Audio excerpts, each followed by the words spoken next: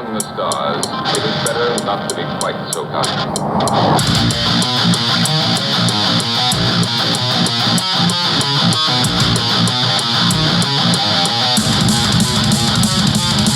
Forget what you want! Forget what you know! Everybody, let's go! Let's go!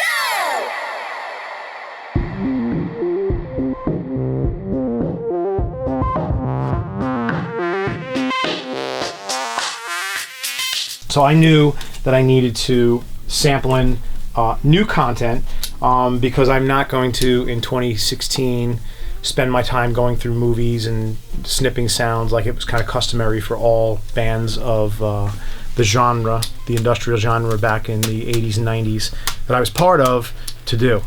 So we have way better samples now. There's so many companies making great sounding samples that probably sound a lot better than what I could even get from certain movies anyway. So I ran this test and it was very obvious to me that I needed to sample in the audio to the sampler, actually map it to the keyboard, and then play back different octave ranges to get different pitches of that sample, because it sounds very different than just passing the audio through the sampler in real time and recording it back in digitally and then pitch shifting it in the box. So I went and selected a bunch of sample content, just raw stuff that I wanted to process, and mapped it into Cubase. And so what I'm going to do is I'm going to actually sample it into my old Ensoniq sampler, which is mono. So I've got these really pretty stereo sounding samples. They sound great when you listen to them playing back. They're all clear and full. And I'm going to basically sum them to mono, which is going to make them sound not as cool. But this is how I made all my first records, is I took stereo content like that, imported it or recorded it in mono to the sampler, and then had to find ways to modulate the sound within the sampler to make it stereo and make it more interesting. So I'm going to put in the OS disc, which on the Ensoniq you really can't do anything unless you have one. And I'm going to go into sample mode. Pick my sample instrument, boom. There we go. So there's my sample instrument. So now when I play back Cubase, you can see that I've got levels coming into the Ensoniq. So this right now, because I only have one sample across this whole instrument, is mapped across my whole keyboard. So I've got the root key that I sampled it at, and then if I go lower, that's when you get into Circle of Dust land, when I start pitching stuff way down with those 16-bit converters, which really, in certain modes, is really only like 13 bits. So you get this really crunchy top end that I love, but it keeps all the low end, and it's really full, and the crunchy top end, which still gives it some sort of clarity.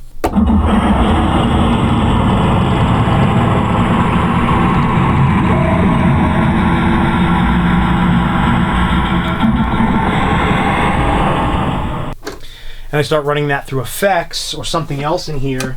That was my favorite, dual delays. So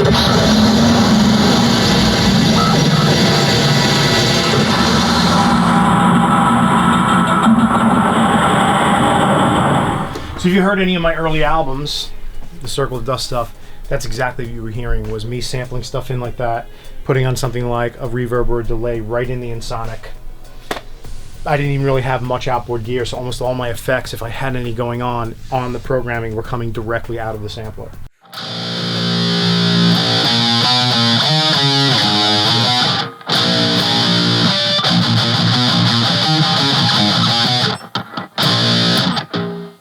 Here among the stars, it is better not to be quite so cocky.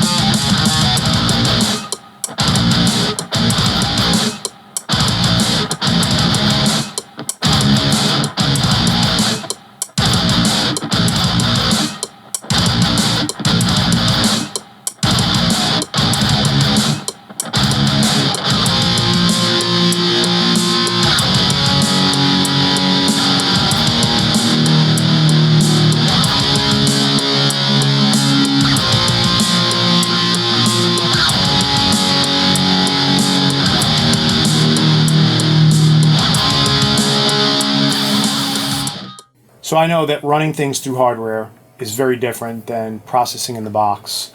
But when it came to all the work that I would have to do working on new Circle Dust material to run everything I'm doing through an old Ensoniq sampler, I'm increasing my workload by 3 or 4 times because it's really time consuming to do all that. So really, for my own sanity's sake, I wanted to see how much of a difference there was between different kind of variations of doing it in the box completely, doing emulations in the box versus actually out to the hardware. So I started with a very 1990s loop that I got off an old 1990 sample CD, which is this right here. So I started with that for no particular reason because it was one of the first things I grabbed. And what my real test is pitching the content down. That's where I really love the artifacts that come in with the lower bit rate samplers and the hardware-based processing. So I started by taking that raw loop and just pitching it down an octave, and it sounds like this. Cool. What I wanted to do was actually run that same loop at its normal speed, which is this. I want to run that through the Ensoniq sampler and live run it right back into Cubase and record it. So I'm not actually sampling it into the sampler. I'm just putting it in record mode and it's passing through the sampler, back out the outputs right into Cubase. And that sounds like this. So that was me taking the pitch down version and running it in live. Compared to the original, which is just straight pitch down, it's pretty close. Then I wanted to take the normal loop, which is this, play that in, sample it, actually commit it to the sampler, map it to a key, and then play it back at its normal speed, and then pitch it down an octave in the box. So that sounds like this. Considerably crunchier. You definitely have a very different top end, and it starts to get that kind of grit that I love, that crunchy kind of grit. Then my final test was to actually sample it in, map it to the keyboard in the sampler, and then play it down an octave from the sampler directly. So I'm recording it in an octave lower, and that sounds like this.